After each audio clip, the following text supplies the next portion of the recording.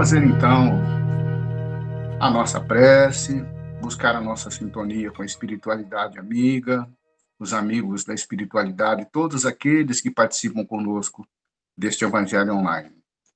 Vamos acalmar os nossos corações, acalmar as nossas mentes, estarmos atentos aos ensinamentos que a lição de hoje proporciona a cada um de nós. Que possamos refletir a respeito daquilo que estamos fazendo em colaboração de Jesus na transformação do mundo, começando primeiramente em nós, para que possamos, à medida do possível, caminhar na direção da luz, fortalecendo a todos aqueles que participam conosco em todos os momentos da nossa vida, seja em família, seja em trabalho, seja em lazer. Que possamos fazer desses momentos em que aqui estivermos reflexões, que a lição possa então nos fortalecer ainda mais, fortalecer a nossa fé, alimentar a nossa esperança e a nossa alma. Que possamos caminhar nos passos de Jesus, fortalecendo a todos aqueles, por todo sempre. E que assim seja. É uma alegria muito grande estar aqui mensalmente, falando um pouco a respeito desses temas que dizem respeito à nossa própria formação, à nossa compreensão acerca do que somos, da vida. Vamos avançando no conhecimento e isso, evidentemente, tende a nos fortalecer. Saulo de Tarso, por intermédio das cartas que enviou, adotando agora a maneira latina de ser conhecido, reconhecido, o Saulo é uma palavra de origem hebraica. Paulo é uma palavra de origem latina. E esta sua nova etapa, que as cartas vão configurar como mecanismo de semeadura das suas ideias, das suas recomendações, tem cada uma delas determinada particularidade. A segunda, aos Coríntios, da qual hoje nós temos no capítulo 4, o versículo 8, como objeto de estudo por parte de Emmanuel, é uma carta que tem, por característica principal, reforçar o testemunho daqueles que a vierem ler, repartir. Essa é a razão pela qual, quando nós nos deparamos com esse trecho que está aí para análise na noite de hoje, nós precisamos entender o que é que levou Paulo a efetivamente se dirigir a todos aqueles que tomariam contato com o seu texto, dizendo: em tudo somos atribulados, mas não angustiados, perplexos, mas não desanimados. Esta e outras advertências fazem parte daquele contexto de animar, falar de si, das dificuldades enfrentadas, de maneira a estimular nos que vão ler aquele texto, nos que vão refletir a respeito dele, que também eles examinem que a atribulação será uma regra, que eventualmente a perplexidade poderá surgir. Entretanto, a atribulação não deve conduzir à angústia, da mesma forma que a perplexidade não pode levar ao desânimo. Quando nós vamos ao dicionário, e é quase que necessário identificar o alcance destas 4 palavras que aí estão: atribulado, angustiado, perplexo ou desanimado.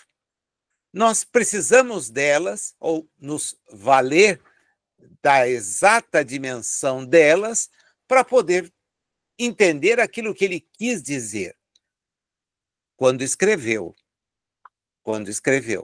Partindo do parâmetro que, para a língua portuguesa, tais palavras chegam muito mais tarde, razão pela qual o termo de que ele se valeu, as palavras podem não ter sido as mesmas, trazendo-as para a língua portuguesa, que isto aparece assim.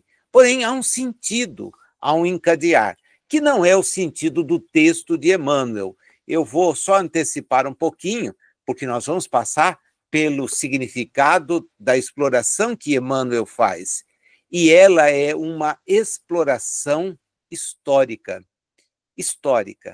Ele retoma aquele problema que Paulo aponta, da atribulação, da perplexidade, para dizer que isto vai mudando em sua característica, mas não deixa de ser presente na vida de quem resolve seguir a Jesus. Valendo-me de um dicionário muito comum, que é o Ruais, eu fui buscar o significado das 4 palavras. O atribulado, para o Ruais, significa quem experimenta de adversidades, passa por adversidades. E nós, num simples exame da nossa própria existência, sabemos que as dificuldades jornadeiam conosco. São dos mais diferentes tipos.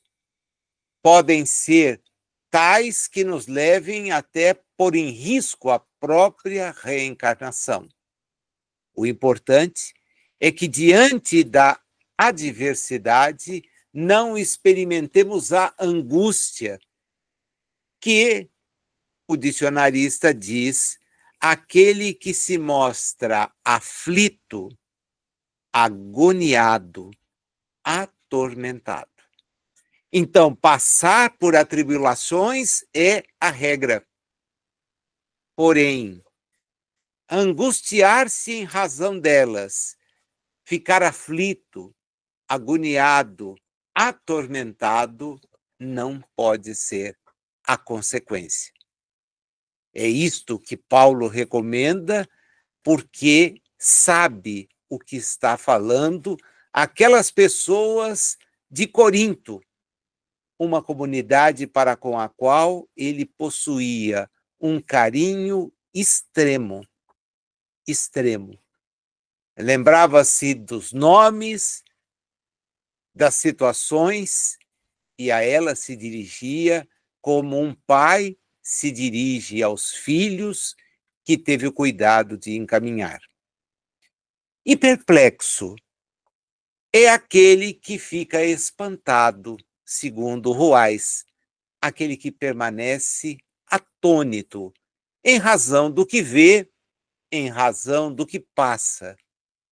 Paulo aí recomenda: não tenha desânimo, que o dicionarista nos diz é aquele que se mostra sem vontade de agir, desencorajado.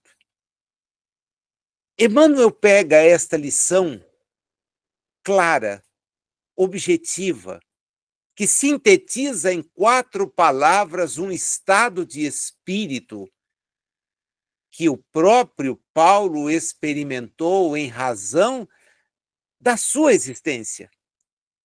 Ele se mostra, pela simples análise da história, alguém que vai ser radical defensor de uma posição contra a qual terá que se posicionar em razão de um episódio, de algo que lhe mudou as características de compreensão da própria existência.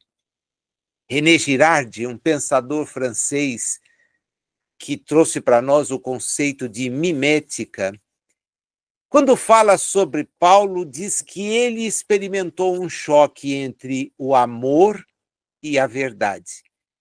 E, por mais que num primeiro momento eu tenha achado essa expressão inadequada, porque Jesus expressa, inclusive para nós espíritas, a concretização do amor, o René Girardi lê as coisas de uma maneira bem mais objetiva.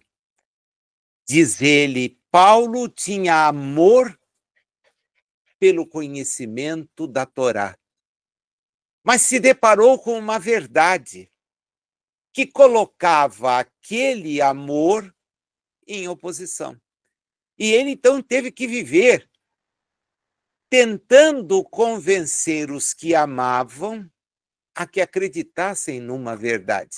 Essa leitura do René Girardi, que não tem nenhuma ligação, ele é um filósofo, ele é alguém que para pensar e toma Paulo como um exemplo que conduz mesmo a pensar, porque ele era defensor ardoroso da lei, da forma como apresentada pela tradição do hebraísmo. Se preparava para ser um difusor daquela lei como rabino. Tinha certamente uma carreira exitosa no âmbito daquele povo, com aquela perspectiva. Mas, de repente, ele recebe, com a comprovação pessoal da sobrevivência de Jesus, uma verdade que vai fazê-lo balançar. Ele vai ter que se preparar, porque o que a lei prescreve não é aquilo que Jesus demonstra. Embora Jesus, desde sempre, nos houvesse prevenido de que o conhecimento da verdade é que traria a libertação. O que faz Emmanuel a partir dessa síntese? Ele vem mostrar que todos aqueles que se aproximam de tal informação, que é evidentemente libertadora, todos vão experimentar uma profunda tribulação, uma constante perplexidade. Para permanecerem ligados àquela verdade que identificaram, não serão ilesos de qualquer espécie de dificuldade e de espanto. Porém, aí a riqueza do ensino que Paulo sintetiza. Não dá para permanecer angustiado, não dá para permanecer desanimado. Eu disse que Emmanuel faz uma aula de história. Ele aproveita os parágrafos da mensagem para nos convidar a voltar no tempo e a identificar de maneira bastante objetiva como aquelas pessoas que seguiram a Jesus no início fizeram mais do que entusiasmar-se, mas foram trabalhar no sentido de que outros conhecessem aquela verdade por ele disseminada, como elas sofreram. E ele inicia o texto falando a respeito dos primeiros, aqueles que em Jerusalém, depois do episódio da morte do corpo de Jesus e da constatação da sobrevivência do seu espírito, aquilo que eles tiveram que sofrer. E nos elenca 4 coisas dolorosíssimas. A lapidação, e o exemplo que todos nós temos é o de Estevão, lapidado sob as vistas e com o estímulo do Paulo, que escreve o texto. A tortura, o exílio e o confisco dos bens que, de alguma forma, tivessem adquirido. Isto aconteceu àqueles primeiros homens. aqueles seguidores da primeira hora, nenhum deles, assim como Jesus, escapou do sofrimento que o conhecimento lhes trouxe. Porém, eles permaneceram firmes. Mais tarde, diz Emmanuel, quando aquela ideia chega ao centro do pensamento ocidental, chega a Roma, as coisas se tornaram muito mais sérias. Quando se imaginava que o radicalismo estivesse lá em Jerusalém, porque aquelas ideias eram ideias contrárias às ideias professadas, seguidas pelos hebreus, ao chegar numa capital cosmopolita como era Roma, as ideias tiveram de novo a mesma sorte de adversidades. E os seguidores de Jesus, testemunhando mais do que a mensagem, mas o amor fraterno, foram, sem exceção, levados aos leões do circo, aos espetáculos sangrentos, aos postes de martírio. E por quê? Porque falavam e viviam uma mensagem de amor.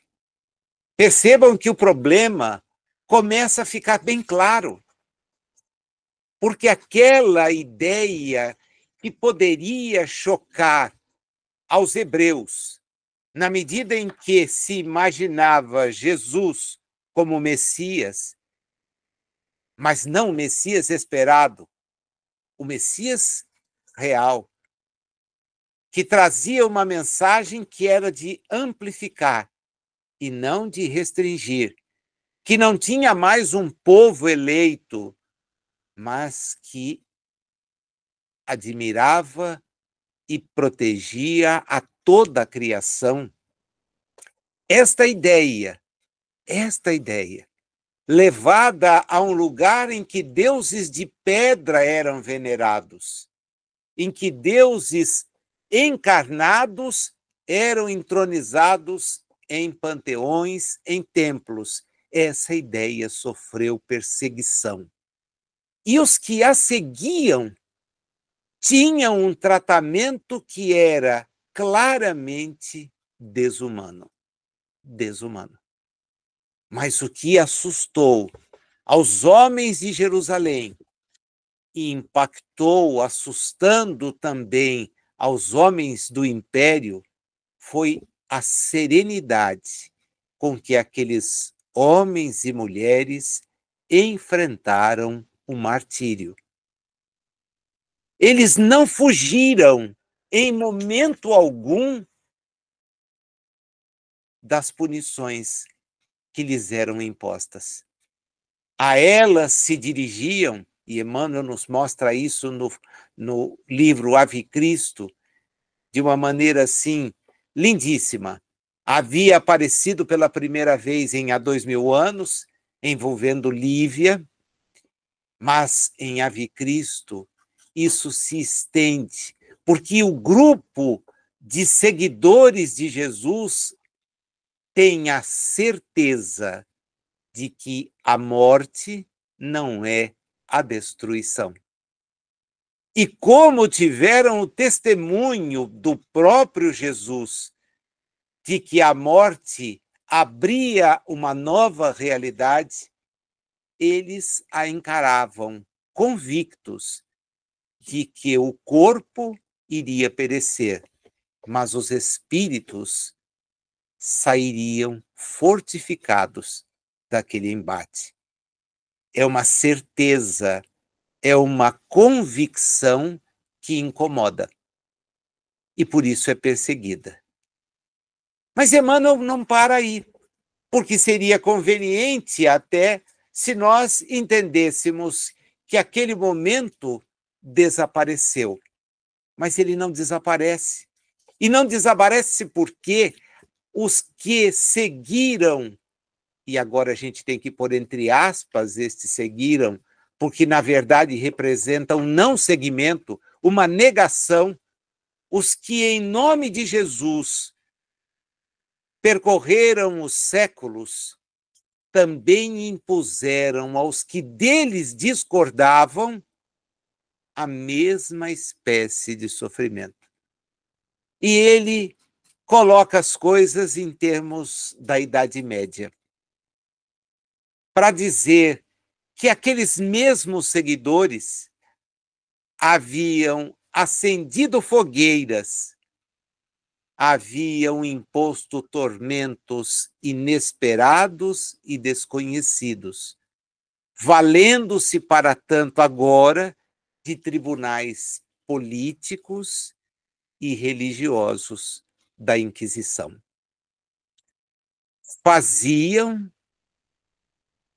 e, tristemente, ainda fazem. Há alguns anos eu recebi uma mensagem divulgada num site jurídico de nome Migalhas.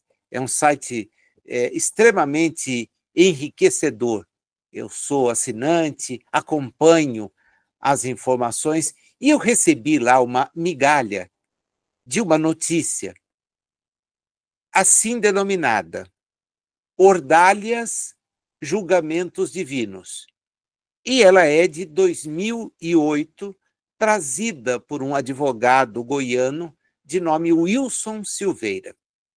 Eu li aquilo, anotei, porque eu sempre estudo no âmbito do direito, na universidade, com os alunos, no âmbito de processo.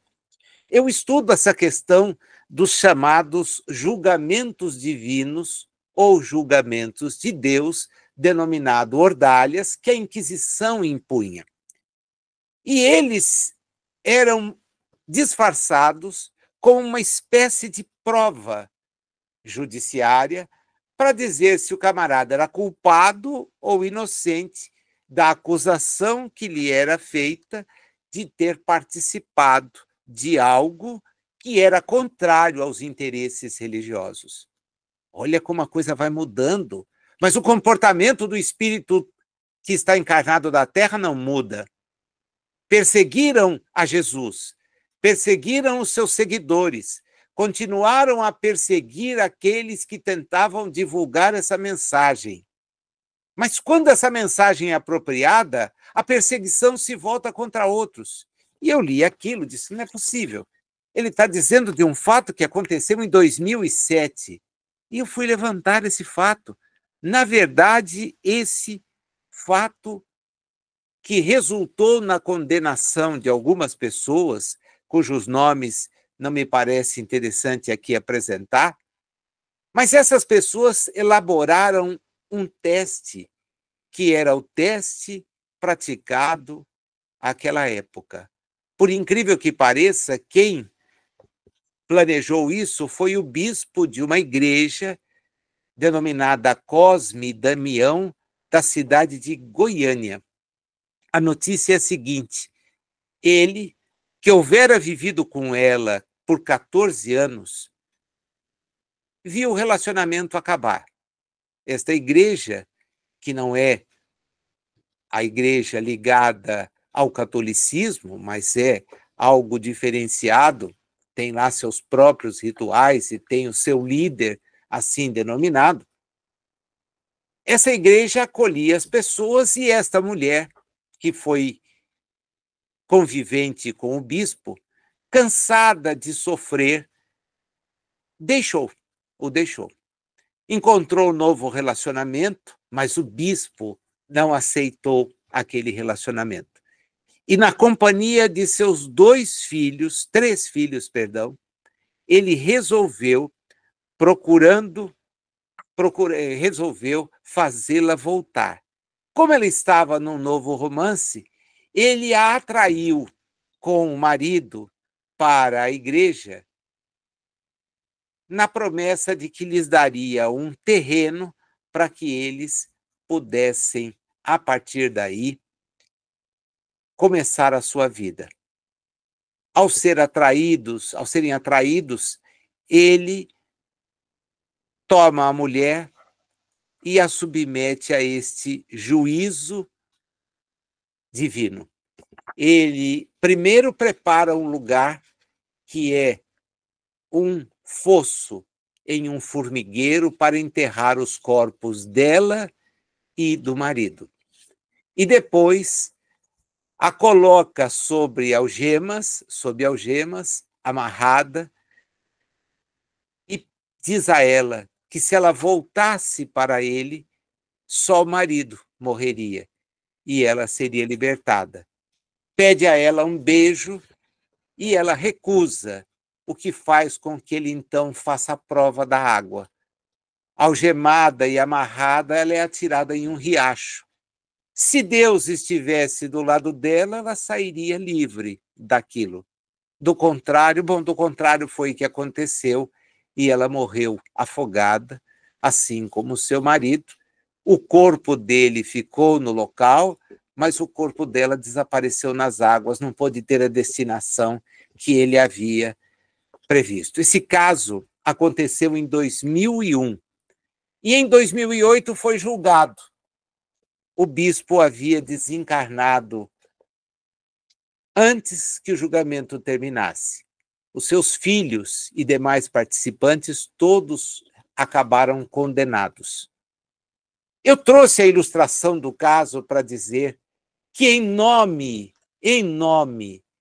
do amor e da verdade, as coisas equivocadas ainda continuam a acontecer. Emmanuel se encaminha, depois de mostrar esse painel que não acabou. Eu falei de um caso de 2008, 2001, final 2008. É um caso do nosso século. Os juízos demonstram justamente a falta deles. Os comportamentos do aceita, do entende o que eu faço, compreenda a minha verdade, não questione, ainda estão presentes. Quando a lição de Jesus, o seu exemplo, é completamente diferente. E Emmanuel, então, dá uma invertida na maneira de abordar as coisas para olhar para nós. Porque é verdade que até a gente pode ser submetido a uma questão assim, a um tratamento que seja degradante, desumano, a uma perseguição, como já aconteceu aos espíritas e no Brasil. Ninguém imagine que ser espírita hoje era a mesma coisa que ser espírita em 1940, 50. As dificuldades eram imensas, complicadíssima a possibilidade de ter uma casa com o nome espírita à frente. E a perseguição, de certa forma, o desdém permanece. Ele não é só espírita, ele é para todos aqueles que seguem a Jesus. Porém, Emmanuel se dirige a nós e dá aquela invertida dizendo: hoje, os que confiam, exemplificando o amor evangélico, o amor que vem da boa nova de Jesus, às vezes se deparam com algumas coisas complicadas, mas que provêm deles. Reparam o progresso do que entendem serem ímpios, descrentes. Sofrem a dominação dos que são vaidosos. Veem o triunfo dos maus e indiferentes e olham para as suas dificuldades e seus tropeços e ficam perguntando: será que isso está certo?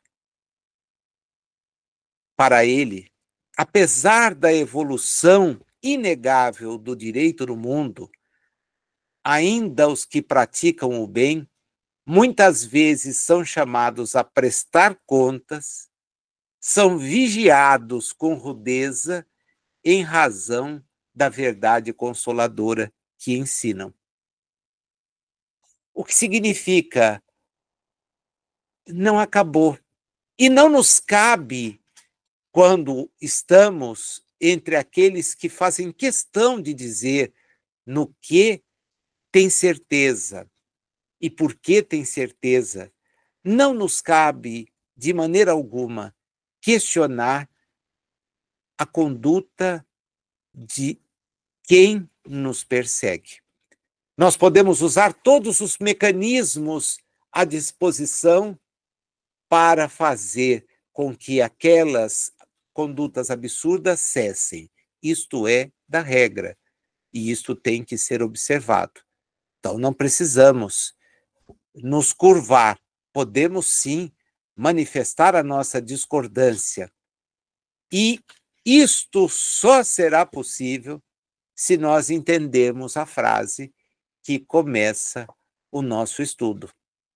Porque a tribulação, meus amigos, nós não estaremos livres delas no mundo de expiações e provas. Os encargos, as adversidades são a característica de um mundo assim, expiação e prova. Não é diferente. Agora, diante da expiação, diante da prova, não dá para ser angustiado, não dá para ser atormentado, não dá para ser de maneira alguma aflito. É do capítulo 5º do Evangelho segundo o Espiritismo. Em marcha os aflitos. Continuemos a jornada. Diante de atitudes que nos levam à perplexidade. Como é que pode ter uma coisa dessa? Como é que num tempo em que estamos isso ainda é praticado? Insiste Saulo, Paulo e Emmanuel. A gente só não pode desanimar. Não pode desanimar. E por quê? É a razão da última frase da lição que a gente tem na frente. Jesus foi o maior atribulado até sem razão alguma.